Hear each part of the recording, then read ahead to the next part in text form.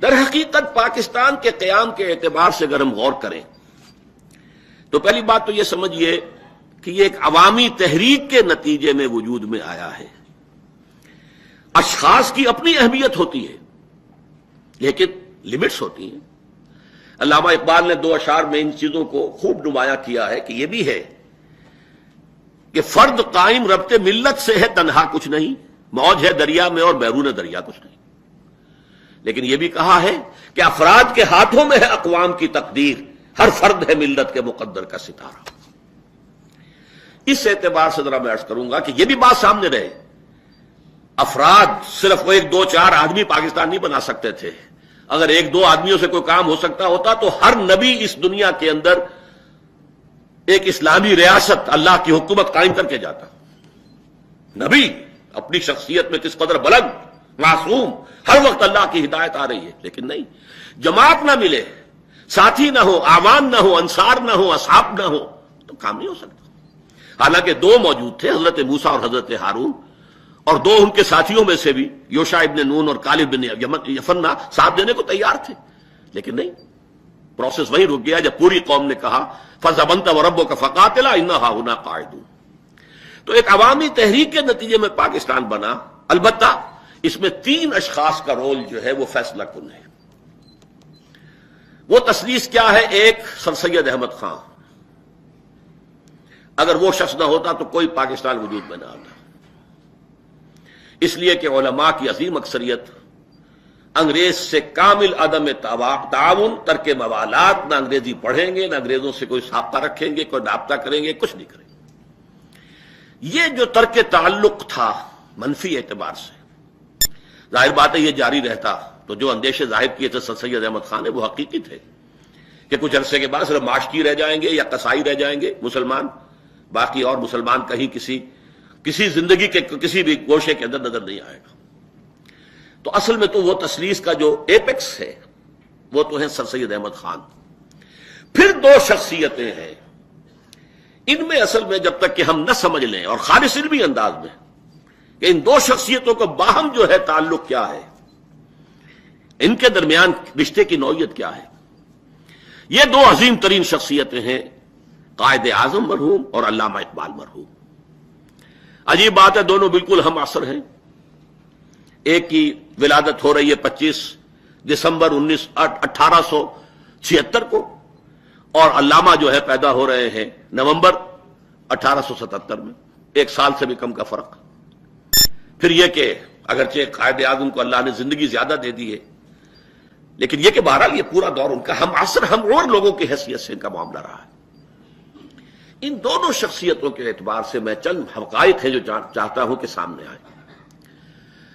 دیکھیے، مسلم لیگ جب قائم ہوئی ہے تو نہ قائد اعظم اس میں شامل ہوئے اور نہ علامہ اقبال۔ علامہ اقبال تو باہر تھے انگلستان میں 1906 میں، قائد اعظم یہاں تھے لیکن اس وقت وہ ایک نیشنلسٹ مسلمان کی حیثیت سے تھے۔ دادا بھائی نورو جی جو صدر تھا کانگریس کا، اس کے سیکریٹری تھے، اور 1906 میں وہ کانگریس میں شامل ہوئے، مسلم لیگ میں نہیں۔ پورے 7 برس تک وہ کانگریس کے صرف رکن رہے، مسلم لیگ میں نہیں آئے۔ سن 1913 میں آئے ہیں مسلم لیگ میں، اور وہ بھی مولانا محمد علی جوہر مرحوم کے کہنے سے، جبکہ وہ کانپور کی مسجد کا جو جھگڑا چل رہا تھا اس کو سلسلے میں انگلستان گئے ہوئے تھے، وہاں جا کر انہوں نے ان کو آمادہ کیا کہ شامل ہو۔ پھر جو شامل ہوئے ہیں اور کئی سال تک بیک وقت کانگریس اور مسلم لیگ دونوں کے رکن رہے، اور انتہائی کوشش کرتے رہے کہ ان دونوں میں اتحاد ہو جائے، کوئی فارمولہ طے ہو جائے، کوئی ایسی شکل ہو جائے کہ مسلمانوں کا مستقبل محفوظ ہو جائے، اور ہندو اکثریت جو ہے اسے جیسے کہ روڈ رولر ہوتا ہے اس طریقے سے اس کو پھیر نہ دے، ختم نہ کر دے، کچل نہ دے۔ انتہائی کوشش کی، انہی کی کوشش سے 1915 میں مسلم لیگ کا سیشن بھی ہوا بامبے میں اور کانگریس کا بھی، جس کے نتیجے میں میثاق لکھنؤ وجود میں آیا۔ اور آپ کو معلوم ہے گوکھلے نے کہا تھا کہ یہ ambassador of Hindu Muslim unity ہے، یہ مسلم ہندو اتحاد کا سفیر ہے، قائد اعظم۔ یہ تو اس کے بعد پھر یوں سمجھیے کہ ان کی زندگی میں چونکہ یہ قریب ترین ان کا مشاہدہ تھا، ہندو کی ذہنیت کو جس قدر قریب سے انہوں نے دیکھا ہے، ظاہر بات اور کسی نے نہیں دیکھا۔ کانگریس کے رکن رہے، اس کے اہم لیڈروں میں رہے ہیں، جو بھی معاملات ہو رہے تھے ہندو مسلم، اس میں وہی تھے کہ اسپوکس مین تھے مسلمانوں کی طرف سے، وہ در حقیقت اس ذہنیت کی وجہ سے مایوس ہوئے ہیں کہ ان سے کسی انصاف کی، کسی فیئر پلے کی کوئی توقع نہیں۔ گویا کہ انہیں جو ہے ایک ہندوؤں کے منفی تجربے نے ادھر جو ہے دھکیلا ہے۔ تو نے اچھا ہی کیا، دو سہارا نہ دیا، مجھ کو لغزش کی ضرورت تھی سنبھلنے کے لیے۔ اس کے برعکس معاملہ ہے علامہ اقبال کا، اب یہ نوٹ کیجئے۔ یہ انگلستان جب گئے تو اس سے پہلے ایک شاعر تو تھے، لیکن شاعر جیسے شاعر ہوتے ہیں عام طور پر، گل و بلبل کی داستانیں بھی ہیں، ہجر و وصال کی داستانیں بھی ہیں، اس کے ساتھ ہی وہ ہندی قوم پرستی بھی ہے، سارے جہاں سے اچھا ہندوستاں ہمارا، اور ہم بلبلے ہیں اس کی وہ گلستاں ہمارا، جو بھی تھی نظم، یہاں تک کہ وہ برہمن سے کہہ رہے ہیں سچ کہہ دوں اے برہمن گر تو برا نہ مانے، یہ تیرے جو ہے یہ بت تو بہت پرانے ہو گئے ہیں، اپنوں سے بیر رکھنا تو نے بتوں سے سیکھا، وائس کو بھی سکھایا جنگ و جدل خدا نے، اور پتھر کی مورتوں میں سمجھائے تو خدا ہے، خاک وطن کا مجھ کو ہر ذرہ دیوتا ہے، دیوتا جس کو بعد میں کہا یہ صنم ہے، اس دور کا سب سے بڑا شرک ہے وطن پرستی اور وطنیت ایک تصور سیاسی کی حیثیت سے۔ لیکن وہ دور تھا اقبال کا، بڑا چھوٹا دور ہے، مختصر ہے۔ عجیب بات یہ ہے، نوٹ کیجئے کہ اقبال کو مسلمان بنایا ہے مغرب نے۔ 3 سال جو انگلستان اور جرمنی میں گزارے ہیں، در حقیقت قلب ماہیت علامہ اقبال کی وہاں ہوئی، اور یہ وہ ہے در حقیقت مشاہدہ جو میں سن 70 میں کر آیا تھا انگلستان میں۔ میرے چھوٹے بھائی ڈاکٹر ابصار احمد وہاں پی ایچ ڈی کر رہے تھے، تو میں پہلا دورہ تھا میرا، میں نے وہاں دیکھا پاکستان ہاسٹل جو تھا اس میں پی ایچ ڈی کیے ہوئے، ایک کر لی ہے دوسری کر رہے ہیں، اس طرح کے طلباء تھے وہاں پہ، کوئی گریجویشن والے تو نہیں تھے، سب پوسٹ گریجویٹ، بلکہ ایم اے کے باہر اوپر۔ لیکن یہ کہ وہ بیٹھے ہیں، قرآنک سٹڈی سرکل ہے، قرآن پر غور ہو رہا ہے، ہر ایک پڑھ رہا ہے تاکہ اس کی اصلاح ہو جائے اگر پڑھنے میں غلطی ہے، تجوید کی غلطی ہے۔ میں حیران ہوا کہ پاکستان میں تو اس سطح کے لوگ کبھی بھی اس قسم کے کسی ایکٹیویٹی میں نہیں دیکھے گئے، یہ یہاں کیا ہو گیا؟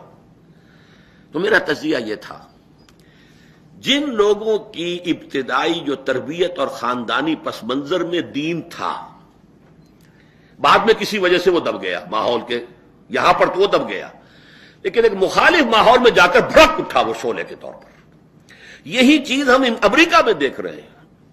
امریکہ کی جو نوجوان نسل، سیکنڈ جنریشن امیگریشن جو ہے، ان میں جو جوشیلے نوجوان اٹھ رہے ہیں، دینی مذہبی، باپ کلین شیو ہے اور بیٹے کی یہ داڑھی ہے، اور یہ ساری صورتحال وہاں پر ایسی نظر آ رہی ہے۔ وہ اپنے والدین سے کہتے بھی ہیں کہ آپ لوگ تو، کوئی کھل کے بھی کہہ دیتا ہے منافق لوگ ہیں آپ نے سود کے اوپر یہ مکان لیا، اور آپ نے سود جو ہے اس کے اوپر، مورگیج کے اوپر جو ہے مسجد بنائی ہے، سب منافقت ہے، کھل کر کہنا۔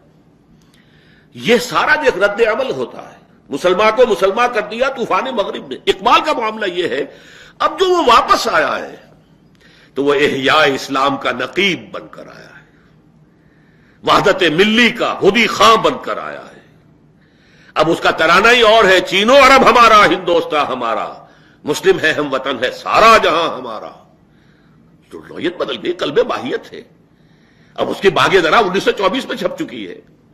آپ اندازہ کیجئے طلوع اسلام، غور کیجئے ان نظموں کے اوپر، کتاب ملت بیضا کی پھر شیرازہ بندی ہے، یہ شاخ ہاشمی کرنے کو ہے پھر برگوبر پیدا، نوا پیرا ہو اے بلبل کے ہو تیرے ترنم سے، کبوتر کے تنے نازک میں شاہی کا جگر پیدا، سبق پھر پڑھ صداقت کا، شجاعت کا، عدالت کا، لیا جائے گا تجھ سے کام دنیا کی امامت کا۔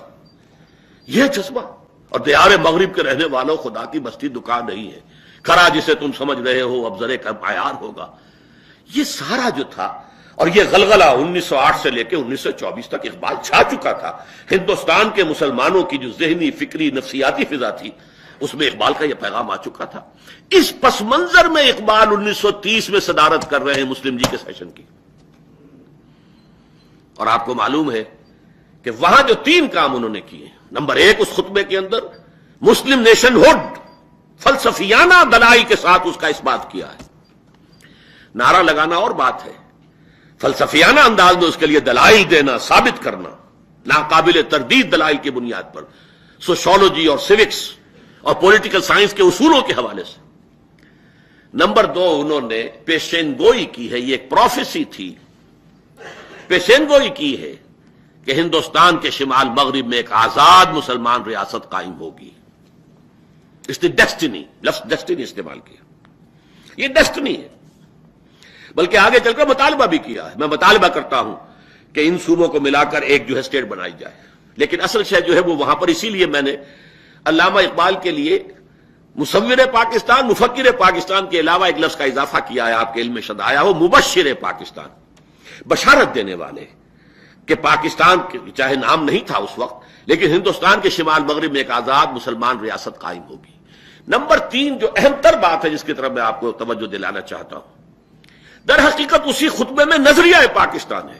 وہ نظریہ پاکستان کیا ہے کہ اگر ایسا ہو گیا کہ ہمیں یہ ہندوستان کے شمال مغرب میں آزاد مسلمان ریاست مل گئی، تو ہمیں ایک موقع مل جائے گا کہ اسلام کے چہرے پر جو بدنما داغ آ گئے تھے عرب ملوکیت کے زمانے میں، عرب امپیریلزم کے الفاظ خطبے میں، یعنی آج کی دنیا اسلام کو دیکھتی ہے بنو امیہ کا اسلام، بنو عباس کا اسلام، اور یہ جو سلاطین تھے ترک ان کا اسلام، وہ خلفاء بھی کہلاتے تھے.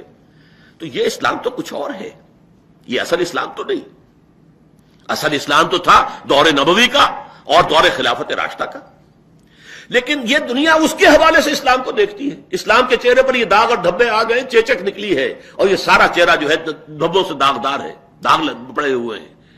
اگر یہ ہمیں مل جاتا تو ہمیں موقع مل جائے گا ان پردوں کو ہٹا کر، ان داغوں اور دھبوں کو دھو کر، اور صحیح اور حقیقی اسلام کا ایک نقشہ دنیا کے سامنے پیش کریں.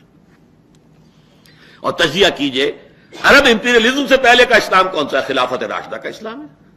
چاہے لفظ یہ استعمال نہیں کیا انہوں نے، لیکن یہ کہ آپ اینالائز کیجئے تو اس کا نتیجہ تو یہی نکلتا ہے کہ خلافت راشدہ اور دور نبوی کا اسلام ہم نافذ کرنا چاہیں گے.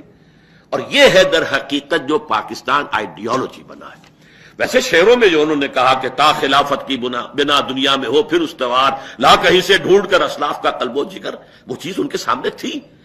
لیکن یہ ہے کہ اس کے لیے انہوں نے وہاں اس میں یہ لفظ استعمال نہیں کیا. البتہ یہ کہا ہے کہ یہ سارے جو اثرات جو ہیں غلط ان کے اسلام کے پردے پر آ گئے تصورات پہ، ان سب کو ہٹا کر صحیح اسلام کی ایک تصویر دنیا کے سامنے پیش کریں. یہ ہے اصل نظریہ پاکستان.